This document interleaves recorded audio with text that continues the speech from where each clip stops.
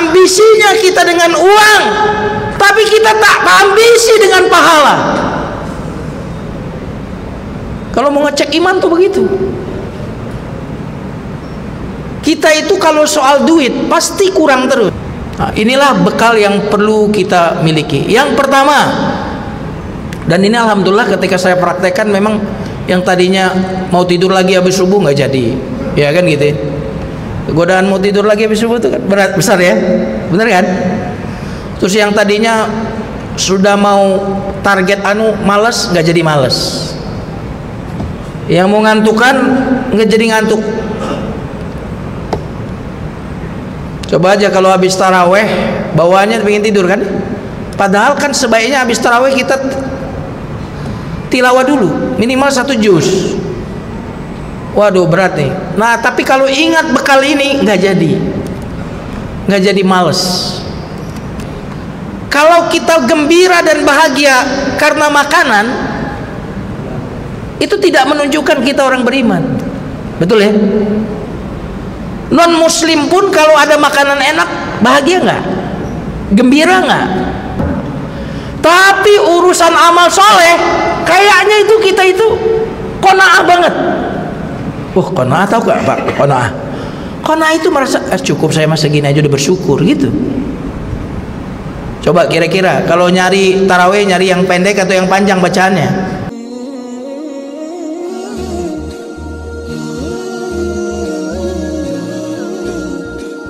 Nama suratnya surat cerai. Surat apa? Surat cerai. Apa bahasa Arabnya cerai? Surat tolak. Nah, kalau diterjemahin antum langsung surat cerai. Padahal memang bahasa Arabnya apa? Surat at-talaq. Surat at-talaq. Nama suratnya berarti surat perceraian. Ayat 2, 3, ayat 4. Semuanya menjadi solusi bagi semua yang kita inginkan dalam hidup kita ini. Wa may yattaqillaha yaj'al lahu makhraja. Ayat 2. Siapa yang takwa, Allah berikan jalan keluar. Bukan karena dia cerdas lalu aku berikan jalan keluar, karena dia takwa aku berikan jalan keluar. Dan kita di dunia ini nggak mungkin nggak ada masalah. Yang penting kan masalah itu ada jalan keluar. Gimana kok bisa jalan keluar? Takwa. Terus kalimat berikutnya wa yarzuqhu min haitsu la yahtasib, ayat 3-nya. Allah berikan rezeki dari arah yang tidak bisa dipikirin, tidak bisa didugain. Bukankah yang kita cari siang malam rezeki? Nanti di ayat 4, wa may yattaqillaha yaj'al lahu min amrihi yusra. Siapa yang takwa kepada Allah, maka mudah urusannya. Jadi ternyata masalah kita ini, kalau kita sukses Ramadan ini, maka insya Allah kehidupan dunia kita, dunia dan akhirat kita insya Allah akan selesai. Cuma 1 bulan. Jamaah sekalian yang dimuliakan Allah, kalau ngelihat 2 hari ini sih saya lihat wajahnya pada semangat-semangat nih. Bener gak nih? Halo? Tapi semangat di awal itu walaupun patut disyukuri, itu bukan prestasi. Semua orang kalau baru mulai semangat. Coba lomba lari sejauh 10 kilo, waktu peluit ditiup semangat semua nggak? Halo? Semangat nggak? Tapi kalau udah mulai 1 kilo, kira-kira masih sama nggak semangatnya? 2 kilo sama nggak semangatnya? Udah mulai itu berguguran. Padahal yang menjadi pemenang yang apa? Yang sampai garis finish, sampai akhir. Sama orang pengantin baru jatuh cinta kepada istri, itu bukan prestasi. Semua pengantin baru pasti mencintai pasangannya, bener nggak? Halo? Pasti itu pengantin baru. Ini pengantin lama semua nih modelnya nih, tapi kelihatannya masih sangat mencintai istrinya. Setuju? Nah jamaah sekalian yang dimuliakan Allah Subhanahu wa ta'ala, Ramadan ini 1 bulan, dan kita tidak akan meraih yang kita inginkan dari takwa tadi kalau kita tidak bisa menjaga semangat, menjaga endurance kita agar kita tetap berapi-api semangatnya. Nah, inilah bekal yang perlu kita miliki. Yang pertama, dan ini alhamdulillah ketika saya praktekkan, memang yang tadinya mau tidur lagi habis subuh nggak jadi, ya kan gitu. Godaan mau tidur lagi habis subuh itu kan berat besar ya, benar kan? Terus yang tadinya sudah mau target malas nggak jadi malas. Yang mau ngantukan nggak jadi ngantuk. Coba aja kalau habis taraweh bawaannya pengen tidur kan? Padahal kan sebaiknya habis taraweh kita tilawah dulu minimal 1 juz. Waduh berat nih. Nah tapi kalau ingat bekal ini nggak jadi males. Subhanallah. Apa bekalnya? Yang pertama ini penting banget karena ini pondasi. Apa itu? Jadikan Ramadan ini mindsetnya adalah bulan pelatihan, bukan bulan ujian. Saya ulang lagi, bukan bulan ujian. Karena kalau dengar ujian, kira-kira kita semangat atau lemesan? Halo? Lemes atau semangat deh? Kalau ujian lemes, bener nggak? Berat. Ntar kalau sudah selesai ujian gimana rasanya? Bebas. Makanya 1 Syawal udah gagal semua orang. Kenapa? Seolah-olah wisuda. Apa orang wisuda malas belajar lagi, nggak pernah baca buku lagi. Coba ini kita lihat setiap kali kita mau malas, ini saya sedang ikut pelatihan. Yang namanya ikut pelatihan ini berarti kita ditingkatkan kemampuan kita. Ditingkatkan kemampuan kita, kapasitas kita sedang ditingkatkan.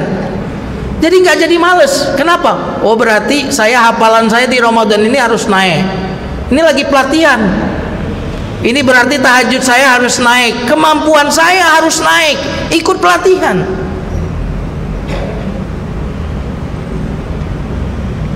Nah ini yang saya sering sugestikan ke dalam hati saya ketika saya malas. Kamu ikut pelatihan males-males, mana mau naik kemampuan, mana mau naik kelas kamu. Kok di bulan pelatihan kamu kok males-males? Yang namanya pelatihan itu memang tidak normal. Makanya ada lapar supaya kita merasa kita berada dalam pelatihan. Makanya ada haus supaya kita merasa ada dalam pelatihan. Dalam ruang pelatihan ada aturan-aturan, jam yang ditentukan, ya kan? Kumpul jam berapa, sarapan jam berapa, kegiatannya apa saja. Namanya juga pelatihan. Kalau enggak nanti dihukum kalau telat. Ikut pelatihan. Nah mindset ikut pelatihan ini yang harus ada kita tumbuhkan, sehingga kita ketika males datang, saya kan lagi ikut pelatihan ini. Dan jamaah sekalian yang dimuliakan Allah, untuk apa pelatihan ini kita lakukan? Untuk tujuannya bukan tujuan pelatihan, nanti untuk setelah pelatihan. Wah luar biasa Pak. Orang latihan memadam kebakaran, untuk apa? Untuk ngademin kebakaran yang sebenarnya. Kita latihan Ramadan ini untuk menghadapi kehidupan setelah Ramadan. Makanya nanti setelah awal Ramadan, kalau orang mindsetnya pelatihan Pak, wah saatnya saya menampilkan penampilan terbaik saya. Karena setelah latihan adalah penampilan. Ini jamaah sekalian yang dimuliakan Allah Subhanahu wa taala. Karenanya kita lihat coba di Ramadan ini, karena kita sedang latihan, yang kita tinggalkan bukan yang haram. Karena kalau yang haram nggak usah pakai Ramadan, kita tinggalkan. Betul nggak? Yang kita latih di Ramadan itu bukan yang wajib. Karena yang wajib nggak usah Ramadan, sudah kita lakukan. Yang kita latih yang sunnah. Tarawih itu sunnah atau wajib? Halo? Sunnah. Tapi melakukannya di mana? Mayoritas masyarakat kita di masjid. Nah kalau sunnah aja di masjid, jadi kita betul-betul sedang menaikkan kemampuan kita. Allah ingin mengangkat bahwa kemampuanmu lebih besar dari yang kau duga. Kemampuanmu itu melebihi yang sudah kau lakukan, belum teraktualisasi.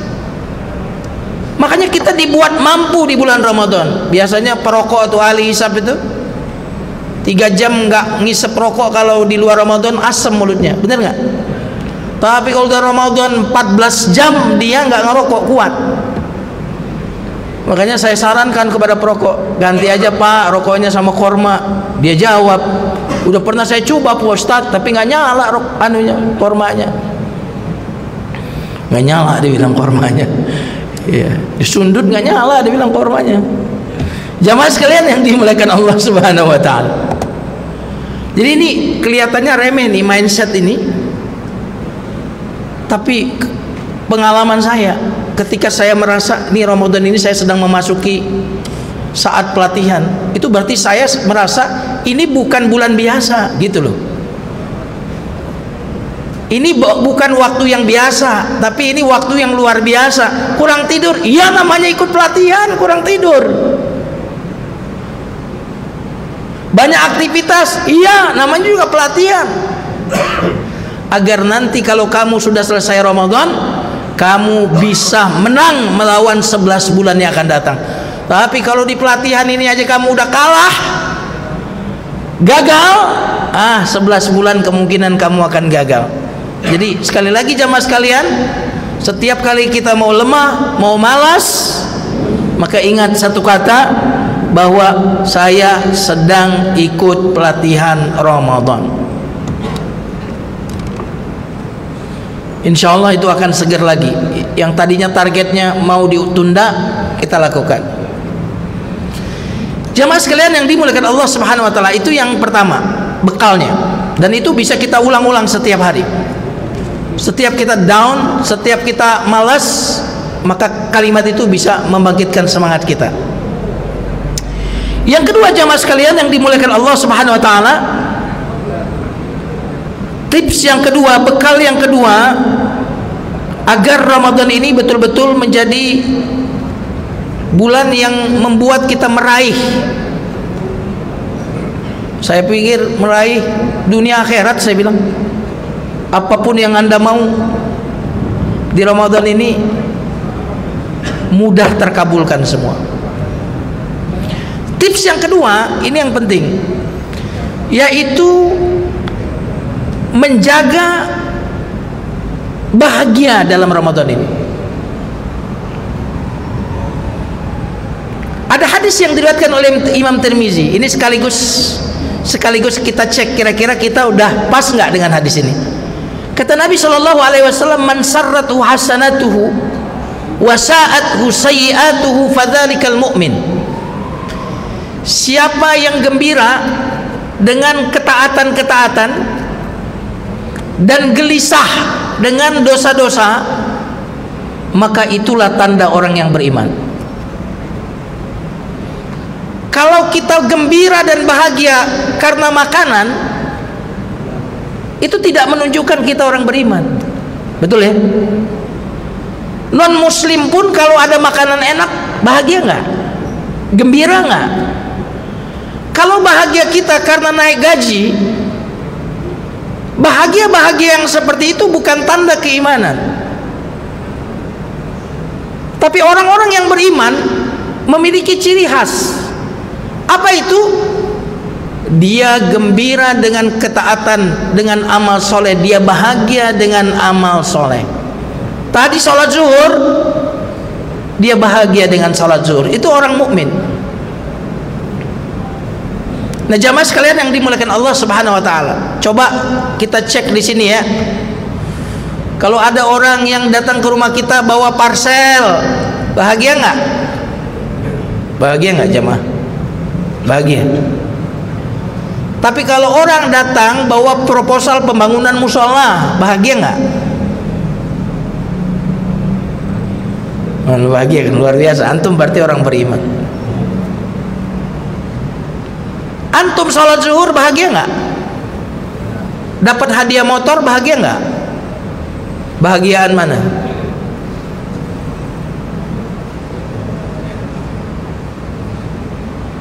Nah ini, ternyata orang yang beriman itu kebahagiaannya punya ciri khusus. Kalau kebahagiaan yang sifatnya manusiawi, semua manusia bahagia kalau dapat yang diharapkan, dapat uang, dapat gaji, tanggal muda, bahagia. Semua itu manusiawi. Tapi itu tidak bernilai ibadah. Tapi orang-orang yang beriman, maka ketika ada musim-musim ketaatan, ketika ada musim-musim pahala, mereka sangat-sangat bahagia. Jamaah sekalian yang dimuliakan Allah, saya ingin membayangkan. Tadi sebelum antum kesini di kantor hujan. Kesini nggak? Deras hujannya. Salat berjamaah nggak? Saya tahu bahwa hujan deras itu boleh kok kita tidak ke masjid, ya. Tapi ada pengumuman dari DKM, siapa yang sholat zuhur berjamaah dapat uang 500.000 atau 1 juta. Halo, halo, jamaah sekalian, hujan deras datang nggak? Datang nggak nih? Kok jadi lemas begini?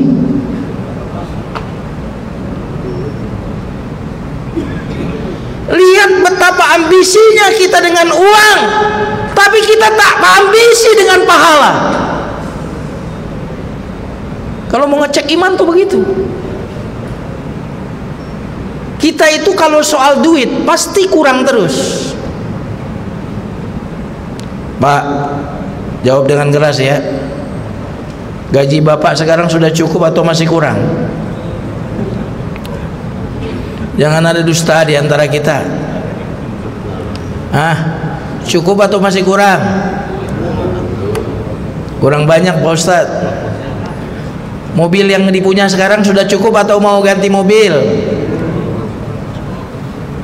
Ini luar biasa, ini cukup, ini luar biasa. Udahlah kita tutup aja lah pengajian. Gak usah ditanya istri cukup 1 atau enggak, gak usah ditanya itu.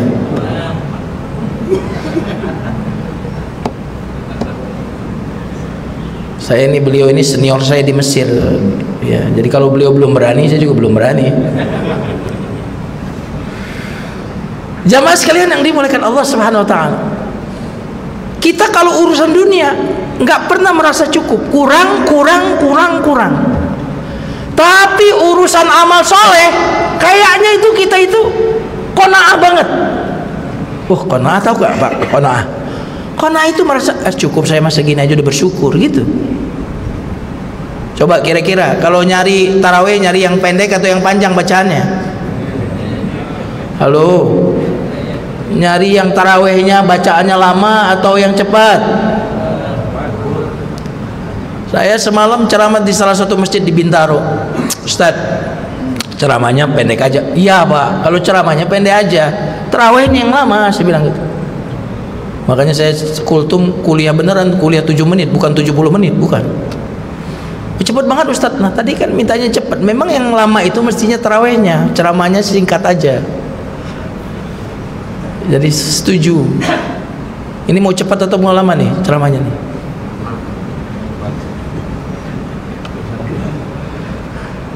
Jamaah sekalian yang dimuliakan Allah Subhanahu Wa Taala, makanya hampir di setiap mimbar itu biasanya, nggak tahu kalau di sini ada nggak, khutbah Jumat 15 menit. Nggak ada ya? Sini kayaknya nggak ada. Ustadznya udah pada paham soalnya. Kalau di tempat yang lain, kalau lebih nggak diundang lagi, horor juga tuh. Jamaah sekalian yang dimuliakan Allah Subhanahu Wa Taala, kita ini benar-benar tidak ambisi untuk surga. Makanya Nabi itu ketika datang Ramadan tuh gembira. Salah satu buktinya, beliau tuh ketika Ramadan itu beliau senantiasa menyebutkan keistimewaan Ramadan. Disebut, dikumpulkan, wahai manusia, telah datang Ramadan, bulan rahmat, bulan ampunan, bulan kebebasan dari api neraka. Disebutlah oleh Nabi kebaikan-kebaikan. Untuk apa? Untuk membuat para sahabat itu gembira dengan Ramadan ini. Makanya saya katakan, kalau orang benar-benar rakus akhirat, dia zuhud terhadap dunia, Ramadan ini bulan di mana orang paling berbahagia, Pak. Kalau kita ingin tahu kita ini orang soleh atau tidak soleh, lihatlah apakah Ramadan ini membuat kita sangat happy, sangat gembira, melebihi kegembiraan kita ketika kita mendapatkan uang.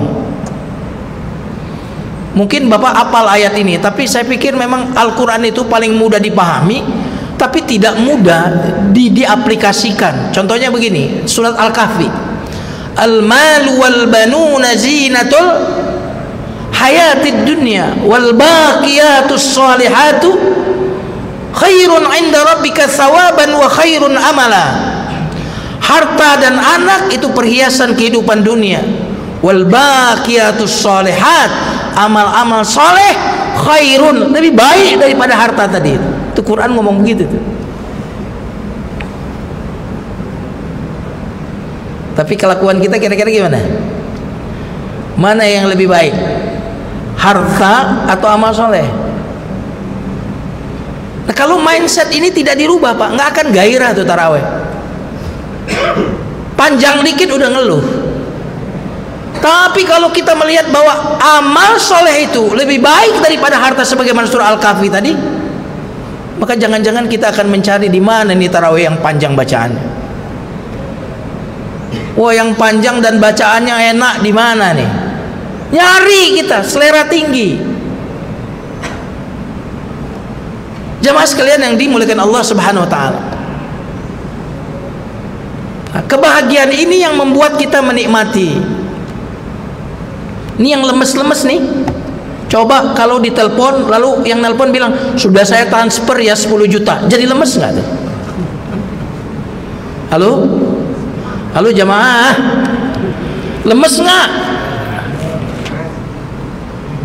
Ini yang lemes-lemes nih, kita lagi lemas di rumah, tiba-tiba ada WA, Pak sudah saya transfer 10 juta hadiah, lemes nggak tuh? Nggak jadi lemes. Yang lapar pun lupa kalau lapar. Ini kita tuh tidak ambisi dengan surga, tidak ambisi dengan kebebasan dari api neraka.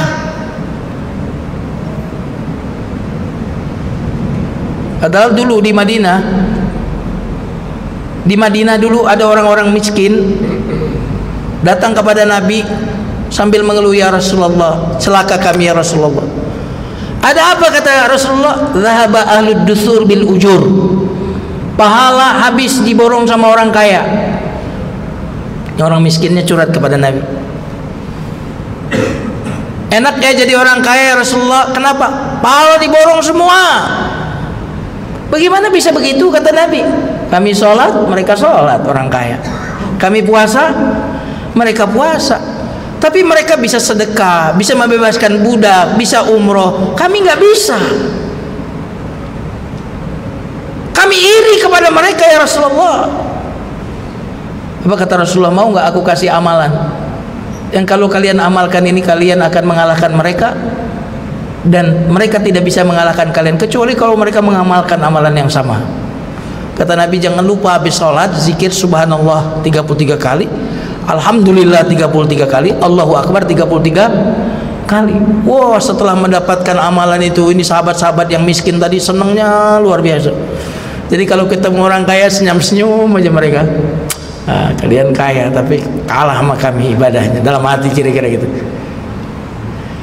Lama-lama tuh amalan bocor, Pak. Bocor, orang kaya pun ngamalin, datang lagi kepada Nabi. Ya Rasulullah, celaka kami. Ada apa lagi kata Rasulullah? Amalan yang kau kasih kemarin ya Rasulullah, mereka juga sudah amalkan, sudah tahu mereka. Kata Nabi, dzalika fadlullah yu'tihi may yasha. Oh, kalau itu adalah memang orang yang ada yang dilebihkan atas sebagian yang lain. Mau kalah mau apa lagi coba? Udah memang kenyataannya kalah, mau apa lagi?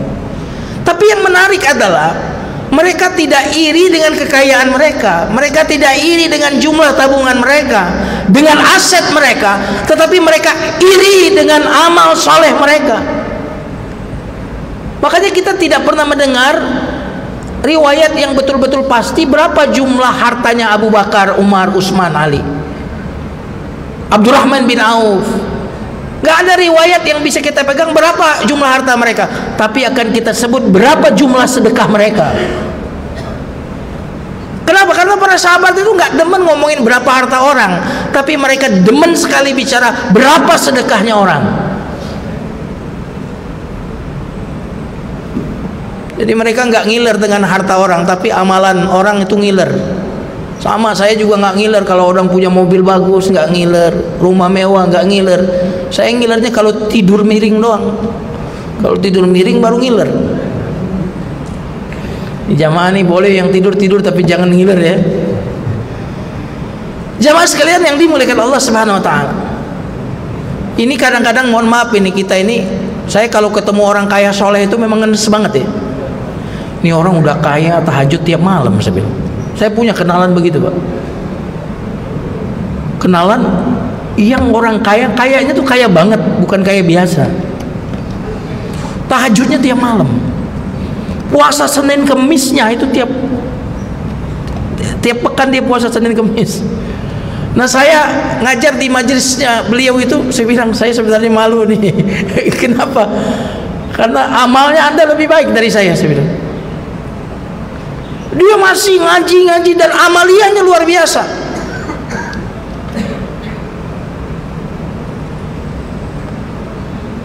Jangan tanya kalau soal sedekah, kira-kira gitu. Emang hebatnya orang kaya begitu.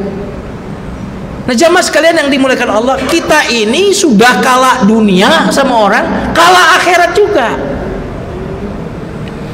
Mestinya kalau orang punya mobil baru, kita punya amalan yang kualitasnya baru, kuantitasnya baru. Wah punya mobil baru, saya berarti harus hafal juz amma nih Ramadan ini gitu. Tapi kenapa nggak begitu? Kenapa nggak berlomba-lomba kita dalam kebaikan? Karena kita tidak bahagia dengan ketaatan itu, kita bahagianya dengan dunia. Padahal kata Nabi dalam hadis riwayat Tirmizi tadi, ciri orang mukmin itu adalah gembira dengan amal-amal ketaatan.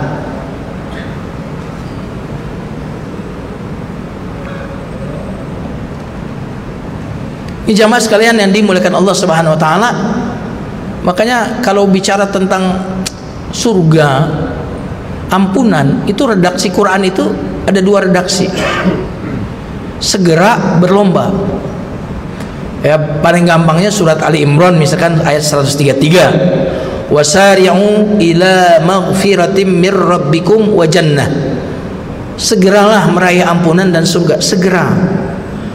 Di surat Al-Hadid naik lagi, bukan segera, lomba. Sabiqu, berlomba-lomba. Apa bedanya segera dengan berlomba? Semua orang yang berlomba pasti bersegera, tapi yang bersegera belum tentu berlomba.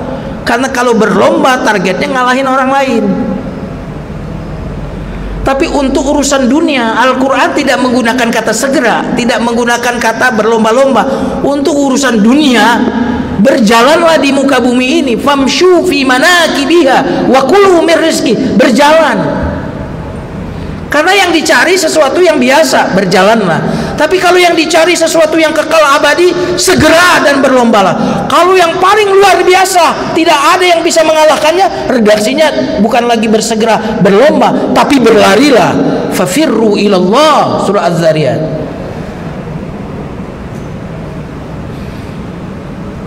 Dan kita kalau tidak gembira dengan akhirat, tidak gembira dengan pahala, jauh Pak dari segera, jauh sekali dari berlomba.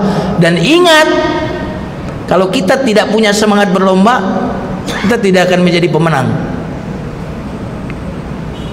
Betul atau tidak? Halo? Nah, kalau kita bahagia, saya mau tanya nih kira-kira, tadi kalau dapat uang 100 juta bahagia nggak? Nah kalau 100 juta saja kita bahagia, mestinya pahala lebih bahagia. Ini perlu introspeksi bener-bener deh kita ini. Kok kita ini nggak selera banget sih sama pahala? Kita sering ngomong orang tuh matre banget orang, padahal kita sendiri matre. Buktinya apa? Nggak selera tuh sama pahala-pahala tuh. Jamaah sekalian yang dimuliakan Allah Subhanahu Wa Taala, nanti silakan baca surat At-Taubah ayat 124, surat Yunus ayat 58. Kedua-duanya berbicara tentang bahwa orang mukmin itu apabila turun surat Al-Quran, mereka bergembira. Orang mukmin itu gembira dengan Al-Quran. Makanya sebagian ulama mengatakan sebenarnya puasa Ramadan ini kita sedang nguasain Quran. Jadi kita merayakan Al-Quran itu dengan puasa. Kenapa? Karena saking girangnya dengan Al-Quran. Kenapa pakai puasa, Ustaz? Quran firman Allah. Puasa ibadah yang kita lakukan untuk Allah. Subhanallah. Firman Allah untuk Allah, pas. Makanya kan keutamaan tarawih itu kan panjangnya bacaan itu, Al-Qur'annya itu yang panjang itu yang diutamakan itu. Baik jamaah sekalian yang dimuliakan Allah Subhanahu wa taala. Maka bahagia ini penting kita jaga, dan kita tidak akan bahagia kalau kita tidak tahu emang untungnya apa saya dapat dari Ramadan ini. Karena kita akan bahagia kalau kita merasa diberi sesuatu. Jamaah sekalian yang dimuliakan Allah, yang usianya 40 tahun ke atas angkat tangan. Iya, Pak. Kira-kira kalau usianya 40 tahun ke atas dosanya dikit atau banyak? Iya, kalau diampuni. Kira-kira dosanya banyak atau dikit? Banyak. Dan ingat, kalau dosa kita banyak, berarti peluang kita untuk ke neraka besar atau kecil? Besar. Dan ingat tadi orang mukmin tadi kegelisahannya karena dosa, ya kan? Kebahagiaannya karena ketaatan. Dan Ramadan ini bulan ampunan loh. Saya katakan bulan ampunan siang dan malam. Siangnya ampunan. Man shoma ramadhana imanan, shoma itu shoma. Kalau malamnya apa? Ampunan juga. Man qama ramadhana imanan. Siang malam ini ampunan loh. Tapi syaratnya apa? Imanan wahtisaban. Makanya saya katakan, ya Allah, diampuni. Kalau diampuni apa, Pak? Yang membuat pintu-pintu kebaikan itu mampet itu karena dosa. Maka kalau diampuni, Pak, lancar. Dalilnya apa? Surat Nuh. Faqultu astaghfiru rabbakum innahu kana ghaffara yursilis samaa 'alaikum midrara wa yamdidkum bi amwalin wa banin. Surat Nuh. Minta ampunlah kepada Allah, Allah Maha Pengampun. Kalau kamu diampuni apa? Allah akan turunkan air yang deras dari langit, ditambah harta dan ditambah anak. Yang kita butuhkan ini ada di Ramadan semua nih. Baik, jamaah sekalian yang dimuliakan Allah Subhanahu wa taala. Kira-kira umur kita ini sebenarnya panjang atau pendek sih? Pendek. Kalau begitu amal kita ini pendek atau panjang? Kalau ketemu Ramadan pasti begitu ngomongnya tuh. Tapi kalau enggak imanan wahtisaban, celaka. Nah, kalau kita ini umurnya pendek, amal kita juga dikit. Kalau amal kita dikit, kita membutuhkan amalan yang kelipatannya luar biasa lah.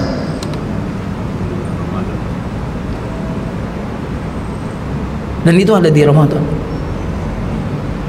Nah, dari sini aja udah kita girang banget nih.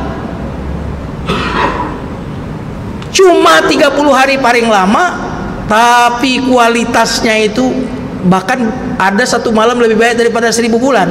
Itu 10 malam, belum yang lain-lainnya. Wah, ini berarti ini yang akan membuat saya masuk surga.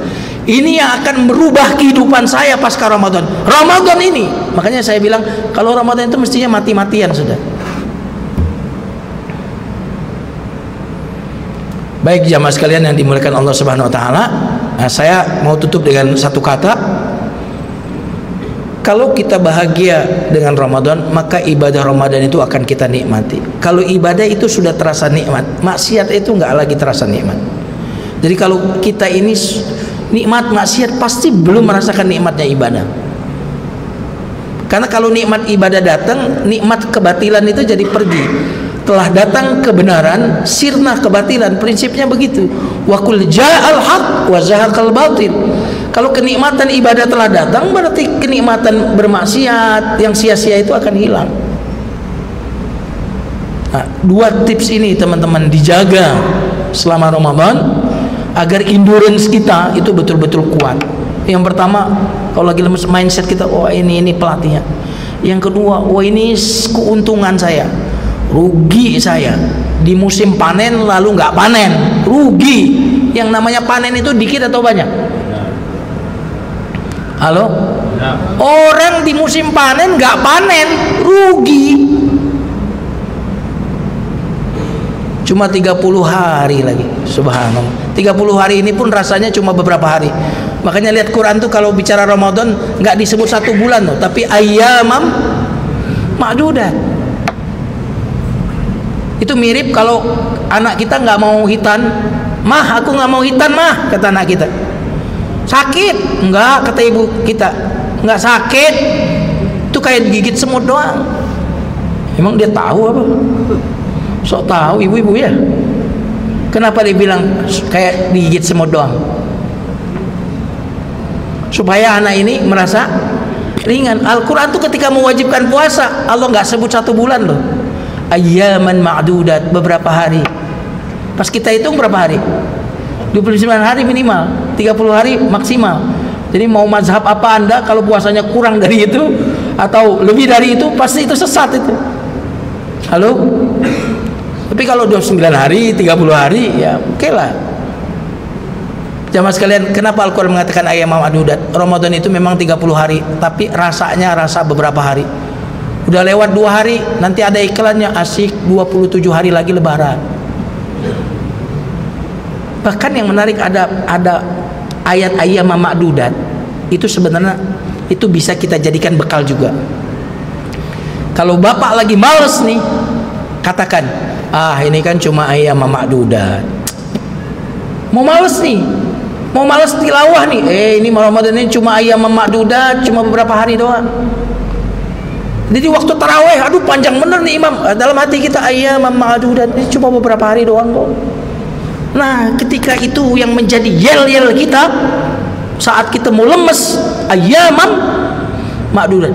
Seolah-olah Allah juga ingin pesan, Ramadan itu meskipun 30 hari paling maksimal, tapi dia cepat berlalu karena dia rasanya ayyamam ma'dudat. Kamu malas dikit, kamu mager, kamu malas ibadah, tiba-tiba Ramadan telah berlalu. Ingat, Ramadan itu terlalu cepat berlalu. Ayyamam ma'dudat. Itu yang ingin dipesankan oleh Al-Quran. Semoga kita semuanya menjadi orang-orang yang sukses di Ramadan ini. Amin. Ya Rabbal Alamin. Kita tutup dengan doa kafaratul majlis. Subhanakallahumma bihamdika asyhadu an la ilaha illa anta astaghfiruka wa atubu ilaik. Barakallahu li wa lakum. Wassalamualaikum warahmatullahi wabarakatuh.